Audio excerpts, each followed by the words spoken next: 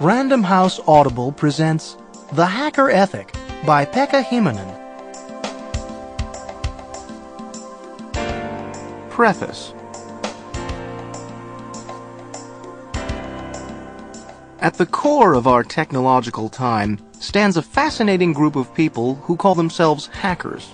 They're not TV celebrities with wide name recognition, but everyone knows their achievements, which form a large part of our new, emerging society's technological basis. The Internet and the web, which together can be called the net, the personal computer, and an important portion of the software used for running them. The hacker's jargon file, compiled collectively on the net, defines them as people who program enthusiastically and who believe that information sharing is a powerful positive good, and that it is an ethical duty of hackers to share their expertise by writing free software and facilitating access to information and to computing resources wherever possible. This has been the hacker ethic ever since a group of MIT's passionate programmers started calling themselves hackers in the early 60s. Later, in the mid-80s, the media started applying the term to computer criminals. In order to avoid the confusion with virus writers and intruders into information systems, hackers began calling these destructive computer users crackers. In this audio program, this distinction between hackers and crackers is observed. My own initial interest in these hackers was technological, related to the impressive fact that the best-known symbols of our time, the net, the personal computer, and software such as the Linux operating system, were actually developed not by enterprises or governments, but were created primarily by some enthusiastic individuals who just started to realize their ideas with other like-minded individuals working in a free rhythm. Those who are interested in the details of their development may listen to the appendix, A Brief History of Computer Hackerism, for details of their development. I wanted to understand the internal logic of this activity, its driving forces. However, the more I thought about computer hackers, the more obvious it became that what was even more interesting about them, in human terms, was the fact that these hackers represented a much larger spiritual challenge to our time. Computer hackers themselves have always admitted this wider applicability of their ways. Their jargon file emphasizes that a hacker is basically an expert or enthusiast of any kind. One might be an astronomy hacker, for example. In this sense, a person can be a hacker without having anything to do with computers. The main question transformed into, what if we look at hackers from a wider perspective? What does their challenge then mean? Looking at the hacker ethic in this way, it becomes a name for a general passionate relationship to work that is developing in our information age. From this perspective, the hacker ethic is a new work ethic that challenges the attitude to work that has held us in its thrall for so long, the Protestant work ethic, as explicated in Max Weber's classic, The Protestant Ethic and the Spirit of Capitalism, 1904 to 1905.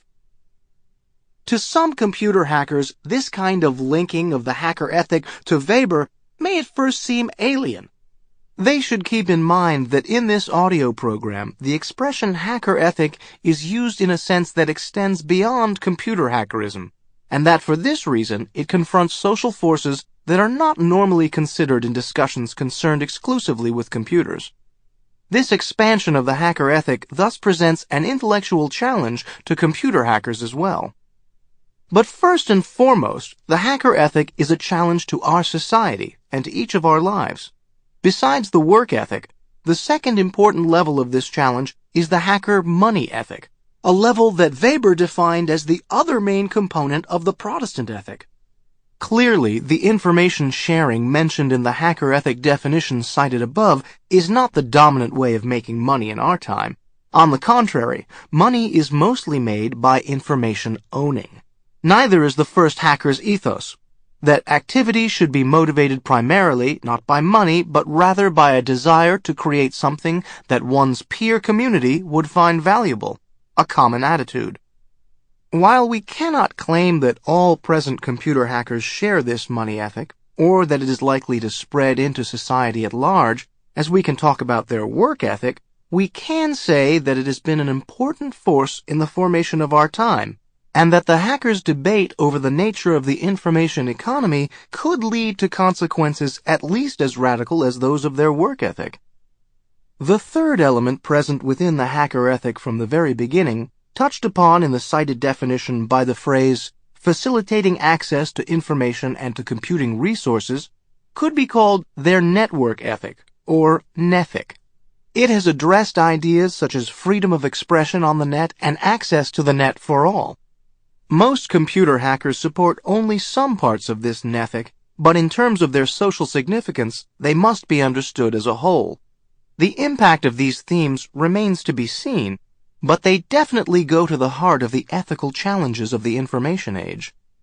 This audio program is based on an ongoing collaboration between its three authors, a collaboration taking place in various forms over several years, with Manuel Castells through research we conduct together in California, and with Linus Torvalds in the midst of having fun. The idea for a book dealing with the hacker ethic was born the first time all three of us met, in the fall of 1998, when we were invited speakers at a symposium hosted by the University of California at Berkeley, that traditional hacker stronghold. At that time, we decided to expand our presentations, which dealt with the same subjects as the present work. Linus, we decided, would start as a representative of computer hackerism. Manuel would present his theory of our information age, consisting of the rise of informationalism, the new information technology paradigm, and a new social form, the network society. And I would examine the social meaning of the hacker ethic by placing the example of Linus's computer hackerism against Manuel's larger background picture of our time. Naturally, each one of us would still speak for himself. The audio program adheres to this plan.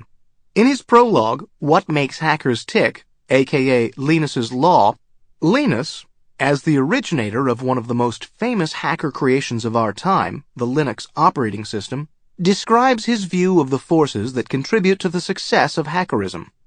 Manuel has spent the last 15 years on a study of our time, culminating in his 3-volume, 1,500-page work, The Information Age, Second Revised Edition, 2000. In this book's epilogue, Informationalism and the Network Society, he presents for the first time the findings of his research, with some new important additions, in a form accessible to the general reader. My analysis is placed between Linus's and Manuel's, and is divided in 3 parts according to the 3 levels of the hacker ethic: the work ethic, the money ethic, and the nethic. Some further elaborations of these themes can be found at the book's website, www.hackerethic.org.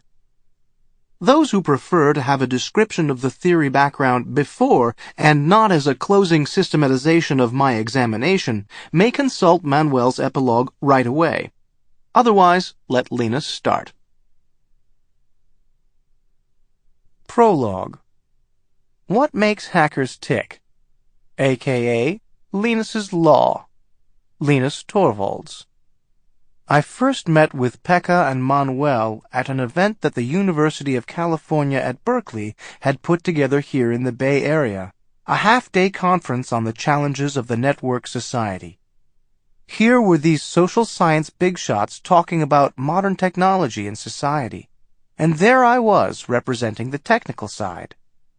Now, I'm not an easily intimidated person, but this wasn't exactly the kind of setting in which I was most comfortable. How would my opinions fit in with those of a bunch of sociologists talking about technology? But hey, I thought, if they have sociologists talking about technology, they might as well have a technologist talking about sociology. At worst, they'd never invite me back. What did I have to lose? I always end up doing my talks the day before, and once again, there I was, feverishly trying to get an angle for the next day. Once you have that angle, your platform, writing a few slides is usually not that hard. I just needed an idea. I ended up setting out to explain what makes hackers tick, and why Linux, the small operating system that I started, seems to appeal so strongly to hackers and their values. In fact, I ended up reckoning, not just with hackers, but with our highest motives in general. I called my notion Sample complete. Ready to continue?